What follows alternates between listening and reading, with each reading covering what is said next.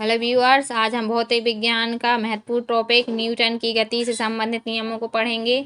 हमारा प्रथम नियम है, प्रत्येक पिंड तब तक अपनी विरामावस्था में अथवा सरल रेखा में एक समान गति की अवस्था में रहता है जब तक कोई ब्रह्मा या बाहरी बल उसे क्रिया करने के लिए बाध्य नहीं करता। इस चित्र में बताया हुआ है, एक वस्तु रखी हुई है जिस पर एक व्यक्ति बल लगा रहा है। ऐसे ही हम जब तक कोई किसी एक समान गति मतलब गति नहीं कर रही है उस पर जब तक हम बल नहीं लगाएंगे तब तक वो एक स्थान से दूसरे स्थान पे नहीं जाएगी। इसी को हम न्यूटन के प्रथम नियम के अंतर्गत रखेंगे। यदि कोई वस्तु है वह क्रिया कर रही है, उसे हम रोक रहे हैं, तो यह भी न्यूटन की प्रथम नियम के अंतर्गत आएगा। इसे जड़त्व का नियम तथा गैलीलियो का नियम भी कहते हैं। द्वितीय नियम के तरफ चलते हैं। इस नियम के अंतर्गत किसी वस्तु या पिंड की संवेग परिवर्तन की दर लगाए गए बल के समानुपाती होती है और संवेग की दिशा वही होती है जिस दिशा में बल लगाया जाता है। फॉर एग्जाम्पल, एक बॉल है, हमें उसे कैच करना है, वह तेज गति से आ रही है।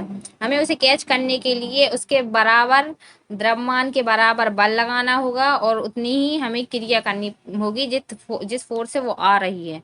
तो उसे ही हम न्यूटन के द्वितीय नियम के अंतर्गत रखते हैं। हम इसे औपचारिक रूप से ऐसे कह सकते हैं कि किसी वस्तु या पिंड की संवेग परिवर्तन की दर लगाए गए बल के समानुपाती होती है और संवेग की दिशा वही होती है जिस दिशा में बल लगाया गया है। मतलब जिस दिशा से वस्तु आ रही है, खिलाड़ी द्वारा उसी दिशा में बल लगाया जा रहा है। खिलाड़ी द्वारा लगाया गया बल वस्तु के द्रव्यमान और संवेग के गुणनफल के बराबर होता है। यही हमारा न्यूटन का द्वितीय नियम कहलाएगा। अब तीसरे नियम की ओर चलते हैं। इस नियम के अंतर्गत प्रत्येक क्रिया की उसके समान परंतु दिशा में विपरीत प्रतिक्रिया होती है। हम उदाहरण की मदद से समझेंगे। पहला उदाहरण है, बंदूक से गोली चलने पर चलाने वाले को पीछे की ओर धक्का लगना। मतलब बंदूक तो हम आगे की ओर चलाते हैं मगर हमें धक्के का एहसास धक्का पीछे की ओर होता है, मतलब पीछे की ओर प्रतिक्रिया होती है। दूसरा एग्जाम्पल है, नाव से किनारे कूदने पर नाव का पीछे की ओर हट जाना। मतलब पीछे की ओर प्रतिक्रिया होना, हम आगे की ओर जाते हैं तो।